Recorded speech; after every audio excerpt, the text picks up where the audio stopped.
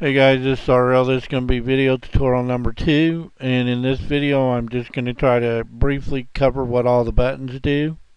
In the last video I covered the load game, the update, and the remove button. So with this particular video, I'll start with the RFW. This is the run full wheel option, and what this will do is generate all the lines within the matrix and pass them through the filters. The RSG button here, this is, I clicked it, I didn't mean to. I'm going to click the abort button. What this is what I used to call random smart generator. And it's a weighted RSG, but then it passes its lines through the filters.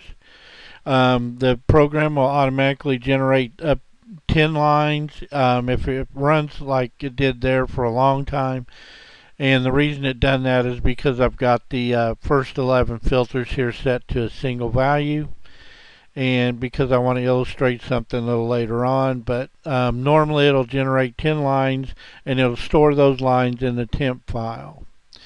Now the next option is the run from file mode, and what you can do is you can run sets generated by another program, or you can run the sets from the RSG, the spokes, or the D-trap, which all of those three options save the sets to the temp file.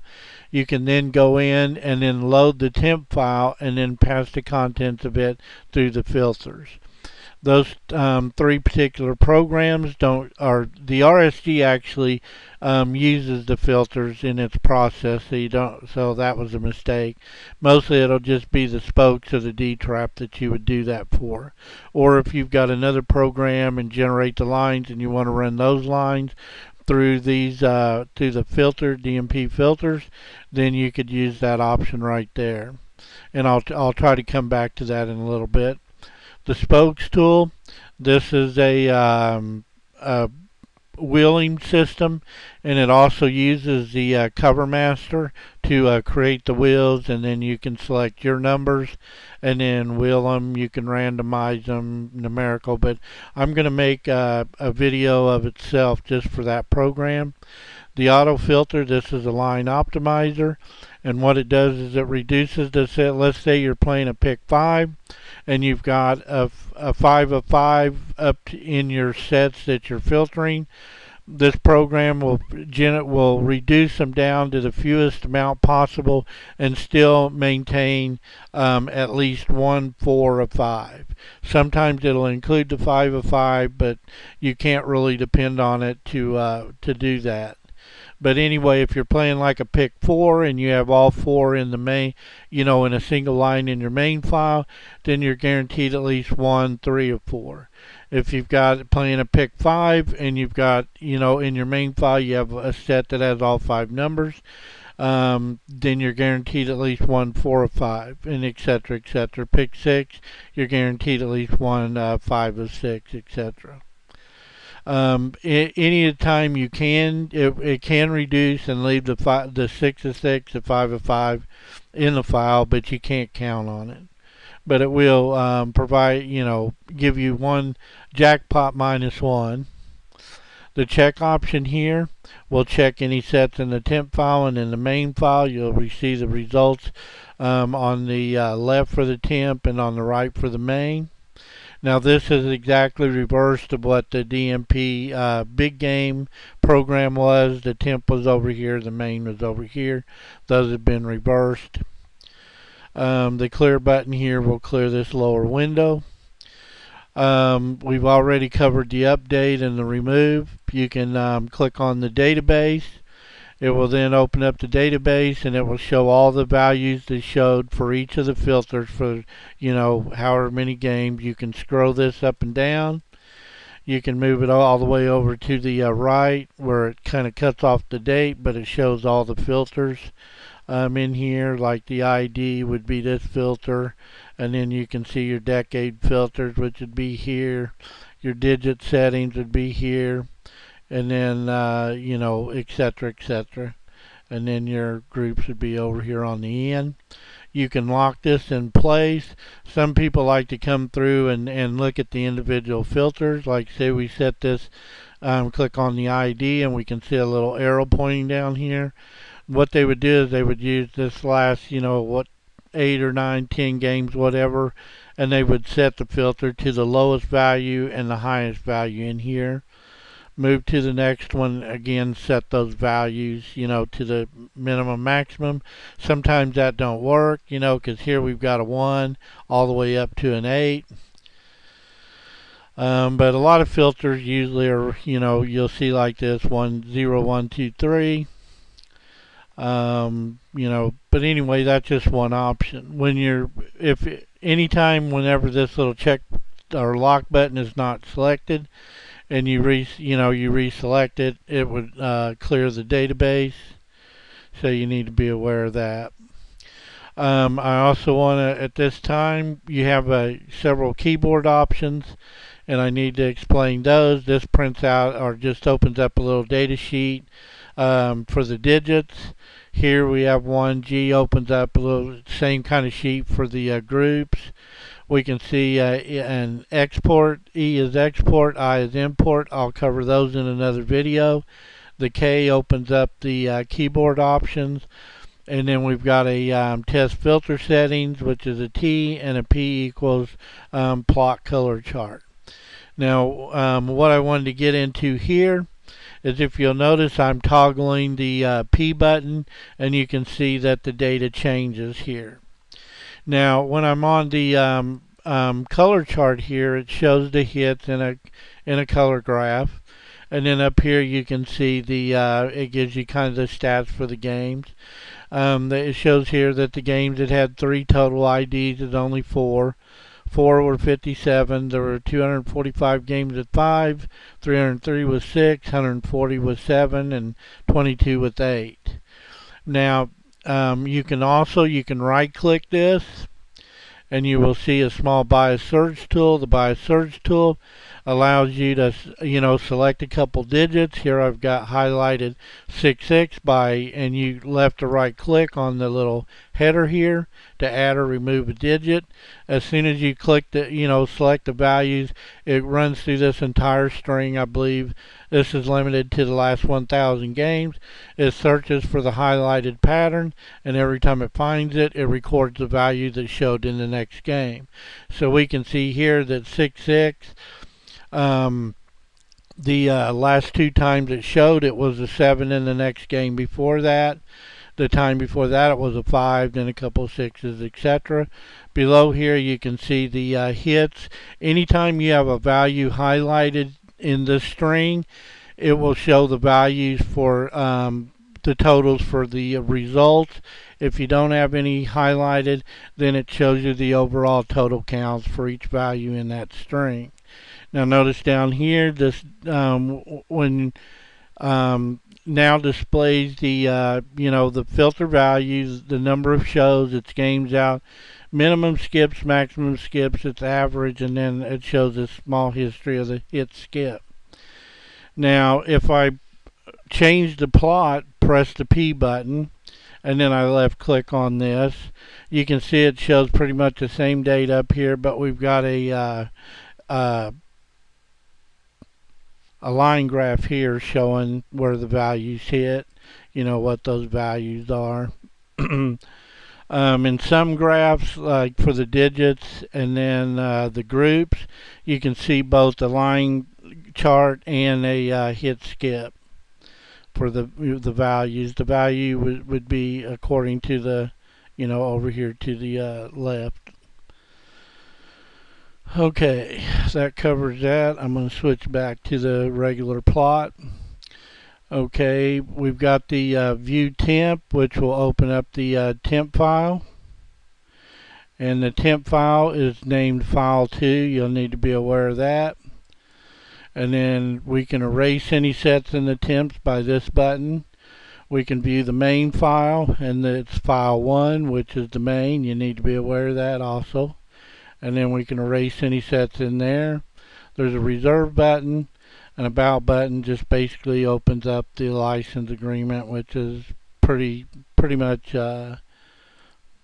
standard. And then of course the exit button exits.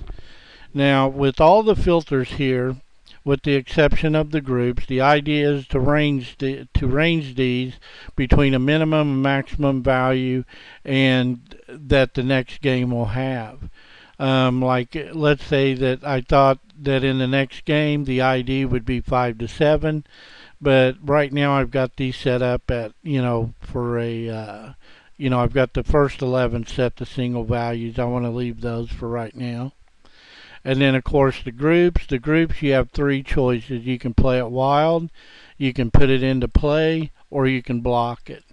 Now each group, what the groups are is actually it takes this line or the numbers in the matrix and divides them up evenly in between these groups.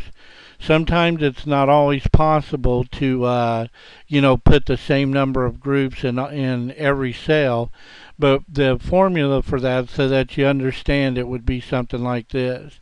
Now here we're playing a 548. So if we take 48 and divide that by 10, divided by, let me restart, 48 divided by 10. Okay, you can see that it works out to 4.8. Now we can't put 4.8 numbers in each group, so what it will do, anytime there's a fractional amount left over, it will round this up. So what it would do is it would put 5 numbers in each group. Okay, so group 1 would have 5, they would all have 5, but when it gets down to J, because let's say that 50 divided by 10 equals 5, so the program would actually treat it like a 550, but only because there's only 48 numbers, the last group would only have the numbers, let me see, what would that be, 46, 47, and 48, because 49 and 50 are above the numbers in here. But it will always try to work it out to 10. There are certain matrices where you will only get 9, such as the Missouri 644. If we take 44 and divide it by 10, it comes out to 4.4, and so this would round this off, go up with it, so this would be a 5, and 10 times 5 is 45. Okay, now the game only has 44 digits in it, or 44 numbers, and 9 times 5 is 45, so group J would be completely empty. It would put 5 in all the positions, and then an I would only get 4 or the numbers 41, 42, 43, 44, and then group J would be completely open. So anytime you see that, you'll know what's going on. Anytime you click on group J and it's just all zeros here, you'll know that in order to divide the groups up, it had to switch to 9 instead of 10. So basically all of these you're trying to range, and then these you're trying to select if you should play numbers from that group or not. The second digit here indicates how many of those numbers from that group you want to hit, and then within the entire set, or you can lock the group to a position. And by positions, I mean the first, second, third, fourth, or fifth number in the set. Again, this doesn't deal with the bonus balls. The bonus ball analysis is kind of rinky-dink, but it's there. You just try to select which bonus numbers would be the best, and then you can add them to your lines when you fill out your tickets. Now, if you notice below the groups here, we've got a reset all, reset filters, reset decades, reset digits, and reset groups. The reset all will clear all the filters to their minimum maximum values and set all the groups to the wild. The reset filters will clear both of these two banks and then set them to their minimum maximum. The reset decade should clear all these bottom 5 right here. reset the digits. We'll set the the digit buttons all to minimum maximum, and then reset the groups would then just reset the group values. Okay, I think we've covered that. The next thing here, I'll move to the bonus. Now, whenever you click on the bonus ball, you can see your left digits or your decade digits and your right and your ones place digits. Now you can click on any of these and you can see the actual times that it hit. It'll show you its total hits, its average, and then its current games out. And the idea would be to try to pick the bonus or the decade digit and then move down and try to select which ones place digit you would add with that. Now, one thing I need to mention here, for some reason, I don't know if this is just not clearing or what the problem is, but you can see here that our highest bonus number is 18. For some reason, it's showing decade 2, 3, and 4. I don't know if that's an error in the database where a particular number got in there by mistake. I don't know. I'd have to check that out. And then the right digits seem to be correct, but I'll try to address this issue and find out why it's doing that. But anyway, once you selected your best left and your best right digits, you can assemble your bonus numbers and then add them to your sets whenever you fill out your tickets. Okay, the wheel button here, what this is a string wheel, and to activate a cell, just simply left click on it, and then let's say that we wanted to play either 2, 5, or 9 as the first number in the set. If we can set a range on these, low to high, which here, let's say that we thought the first number would be one of these three, then we would set this to 1, 1. Okay, anytime you set this like this, then you don't need to, you could go ahead and set the position to position 1, which means the first number in the set would have to be one of these three numbers. If you were going to say set this that it could use 1 or 2 of these numbers all in the same set, then leave the position set to 0. The idea would be to go down here. Let's say that I wanted one set, or let me clear this. We know the first number in this particular set was a 1, so let's say I set this 1, 2, 3. Okay, I want it hit in position 1, and I only want one of these numbers to appear within the set. Go down to position 2. We see it was a 19. Let's say I put in 17, 19, and 24. Or let me go back here. Let me right click these digits to remove it. Let's say 21. Okay, let's say again I only wanted one number out of this group to appear in the set, and I want it in position 2. And then the rest of these I'm just going to put one number in. So let me see, we have 22, 27, 34. Okay, 22. Let me find it, 37 and 40 up 34. Okay, 1, 19, 22. I need to remove that 37. Put in 27. Okay, let's say that I just want one of those numbers.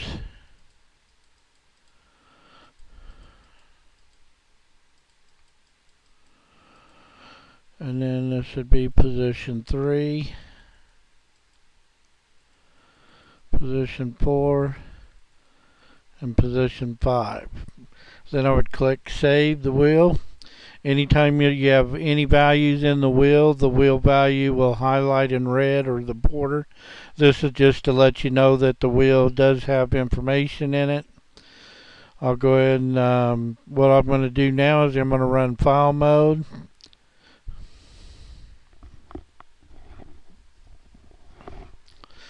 Now, because I've got these set here to single values, I'm probably only going to get one line. If we check that, we can see that doing it that way, it hit the 5 of 5 in a single line. I'll go ahead and erase those, open the wheel back up, clear the wheel, save it, and close. Now this time I'm going to run it just using these first 11 filters set to single values. This might take a few seconds because it's got to run every line, so I'm going to pause the video till it's finished. Okay, it's almost finished. Depending on the setup that you use, there will be times when the run process is really slow, but anytime you set a few of the digit values, a few of the groups to block and play, that will really speed up the run time. That particular run probably took 30 or 45 seconds, and you can see that setting the first 11 values to single values reduced it all the way down to 8 lines. I'll go ahead and check those, and you can see we had 5 tickets that matched 1, 2 tickets that matched 2, and then 1 that matched all 5. I'll go ahead and auto filter those. I doubt it will reduce any. No, it didn't. We've still got our 8. Okay, these two buttons, the suggest button here, what the suggest button does is uses an algorithm that goes through and tries to set all the range all the filter values to what they should be used for the next game. I'll illustrate that again. I'll reset all the filters here to their minimum maximum, and then I'll hit the suggest button, and you can see it goes through, and the algorithm is trying to predict what the best range would be for all of those. Now, if you remember, into the keyboard option, after your setting, you've got to test your filter settings. So after you've updated the database, you can press the T button, and then it will show you each of the filters that was incorrectly set. So you can see out of the 45 filters here, now it doesn't set, the algorithm doesn't deal with the groups, it just sets the first 45 filters over here. And you can see the algorithm missed 1, 2, 3, 4, missed 5 of the values, which I guess that's pretty good, but I find that you can't really trust it because, which 5, if you've done the suggest, it might get you close, but you would still need to go through the individual filters and try to, see, because this one here would have been needed to be higher. If I test it again, we can see this one here should have been a 4. That one should have been a 4. This one's probably a 3. This one probably a 6. Okay, so see, now they're all set with, within range. I'll go ahead and run those just to see what the results would be. I'm going to pause the video until the almost over. Okay, so this process took roughly a minute 5, and you can see that generated 4,703 lines. We can check those, and there's the results for that. These filters are set pretty wide, and then we didn't use any groups, but it is possible to reach any play amount or any budget that you want to. You just have to tighten the filters down a little bit, and till you reach your play budget. I'll go ahead and click clear. Okay, these two buttons are reserved. We've covered the save button. The clear button just clears this. The close button will close the wheel. Okay, which takes us to the bonus bar. We can see all the bonus numbers. I believe this uses the last 1,000 games in the database. I'd have to add all these up to make sure, but you can see the number of times each bonus ball hit. If you right click that, you can see the current games out for each one. The number bar is roughly the same thing, except for it shows your numbers 1 through 48, and if you right click them, it shows the games out for each particular one. The digit bar, it only has a left click, but it shows your decade digits over here on the left, and then your ones place digits on the right. Again, the number of hits for each, and then the games out for each. The group bar is roughly the same thing. It deals with the groups A through J, and you can see the number of times they've shown in the last 10 games, and then the number of games each one's out. The R bar, this is the repeat positional numbers. We can see that 1 is shown in the next game 26 times after itself. It's currently 87 games out. 19 is repeated 13 times, 22, 10, etc., etc. I don't find that bar of much use.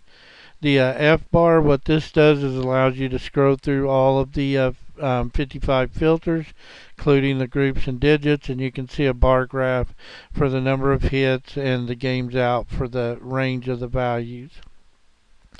You can scroll through these simply by clicking next or previous, or you can actually move the mouse to any one point and click on it and it'll show you. This is sometimes useful when you're doing an analysis and, for some value and you want to see, kind of what it's been doing. I don't know how much help that is, but it's there. The next program is the Recon D, and it's kind of a pattern recognition program. The user can, hover the mouse over any of these digits, and it's kind of like the bias search that I mentioned before. It'll go through the entire matrix looking for this particular pattern, and then when it finds it, it records the value that showed in the next game. Over here it shows a small bar graph showing the number of times each digit showed, and then over here you can see kind of the hit skip for around 50 games or so.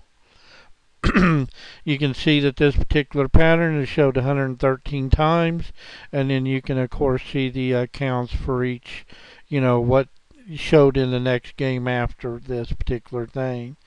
It also comes with the random option that will just randomly select certain ones, and the idea would be to search through these and try to find where you've either got extremely bad ones, which you would block or set to 0.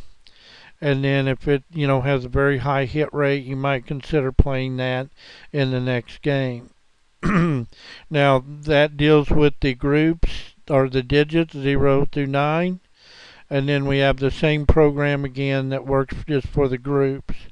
Again, you can hit the random, just kind of skip around, trying to find either something that's extremely bad or extremely good that you might like. H here, we can see that normally it, only one skip, and it's on a skip now, so we might want to play group H. But the idea would be just to go through these, and if you see some that don't hit very good, like this one here, we might want to block group J. Be wary that sometimes this works, sometimes it doesn't. Random always seems to take a different direction anytime we try to pin it down.